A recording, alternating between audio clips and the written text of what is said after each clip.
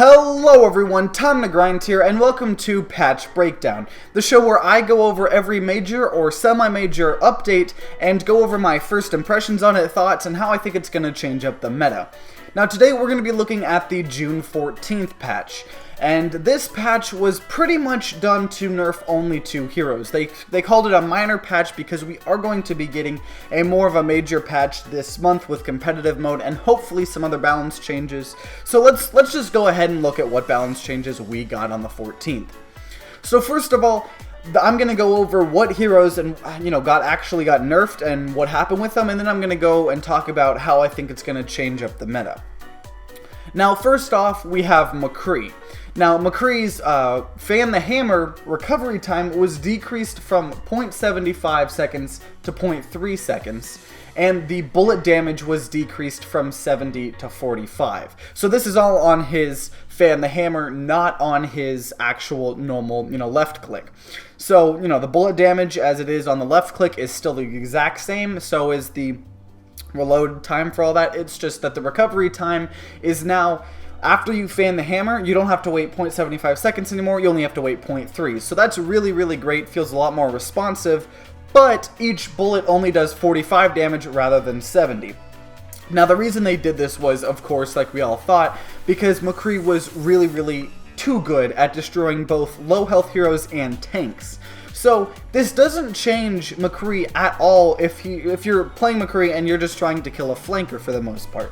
McCree is still great at insta-killing flankers and people with relatively low health. That's what he's supposed to be there for. He's supposed to be able to shut down and, absolutely destroy in 1v1s, the enemy, flankers. And he can still do that. With the bullet damage of 70 to 45, before the nerf, you could kill the lower health heroes and half the time still have half of your clip left. Because at 70, you have 70 damage in one shot, 140 damage in 2 shots. So 140 damage is already almost enough to kill some people, especially if they've already been hurt. So 3 shots many times was perfect to insta-kill a lot of people that had full health. So 45, you're not going to have, as long as you can keep the actual Fan the Hammer on the opponent, you're not going to have, it's not going to change for, killing flankers. What it is going to change immensely is how well McCree does against tanks. Now McCree, I think, is very well still going to be a very great hero because of this fact that his weapon is really long range, and so you can use it to shut down people like Farah and stuff like that, and insta-kill still, a lot of lower health heroes, but he can no longer melt tanks. And I'm just gonna kind of talk about this a little bit right now, but there's actually been very many indirect buffs to Zenyatta, because Zenyatta, after he got nerfed, where your orbs, I don't know if you guys know this, but his orbs in closed beta used to be permanent until your opponent or whoever had the orb died, or you lost, you placed another one, sorry. But they made it where it only lasts 3 seconds if it's out of sight. And they didn't do anything else. They didn't give him any health to compensate for it. And so he got insta-killed by Widowmakers, and what he was great at, which was killing tanks, wasn't really, you didn't really need that, because if you want to kill a tank, pick McCree. He can insta-kill a tank. Now McCree cannot deal with tanks as well. So that is a very, very, very large indirect buff to Zenyatta, because I'd say probably now the 2 best people at dealing with tanks would be Junkrat many times because they have, shields that Junkrat's grenades deal amazing with, or Zenyatta because of that Orb of Discord. So Zenyatta is going to be picked a lot, and he's going to be in a lot better position now because McCree has been nerfed to not allow him to, hurt tanks that much. And so the second hero that got a nerf was Widowmaker. Now, Widowmaker's sniper rifle, the base damage was decreased from 15 to 12.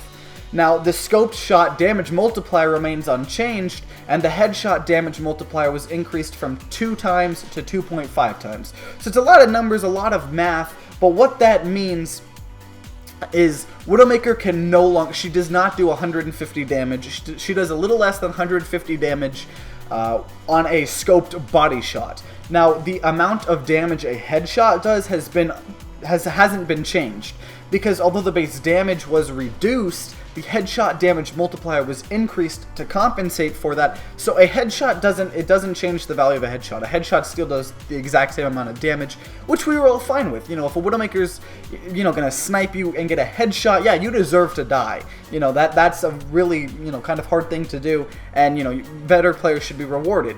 But the body shots were the problem, and the body shots now don't insta-kill Zenyatta.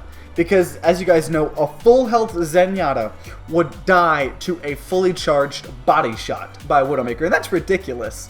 And so, that no longer happens. You know, if you're playing, you know, characters like with low health, like, you know, Diva Adamek or Tracer or stuff like that, you're also going to feel a lot better because of the fact that, you know, you're not going to lose as much health, and if you're already not having as much health, then you're going to, you know, not die as fast. And she also got her ultimate nerfed a little bit. The ultimate cost has been increased by 10%.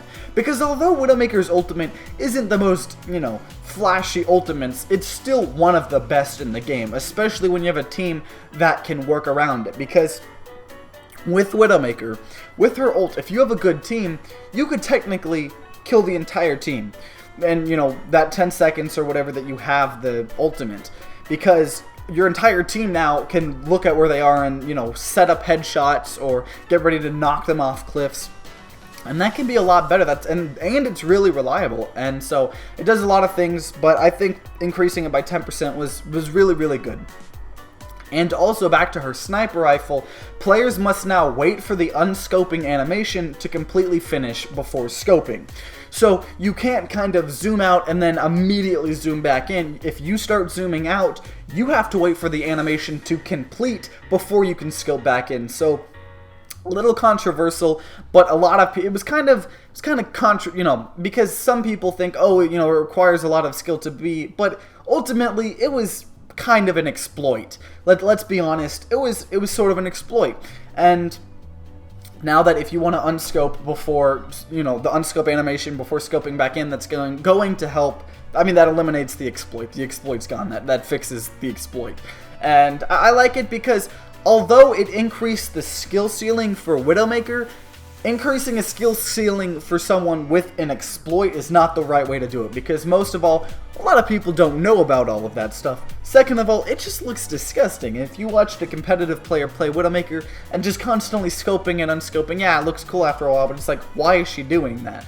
You know, it's not right. And I really am glad that they, you know, some people are going to disagree with me. I'm glad they got rid of the exploit. And that's it. But because, like we're talking about Zenyatta here, because Widowmaker cannot insta-kill Zenyatas anymore, and the fact that he is now one of the best at dealing with tanks because McCree's not here, I feel like you're going to be seeing a lot more Zenyatta. And I think we're going to keep seeing a lot more Zenyatta until something changes, and until we get, you know, a new support, hopefully Sombra, the support sniper, and stuff like that. So that's the patch breakdown for the June 14th patch. I hope you guys enjoyed it. If you kind of have any theory crafting of what you guys think, you know, this might change, how this might change the meta, make sure to tell me in the comments down below. And like always, guys, see you next time.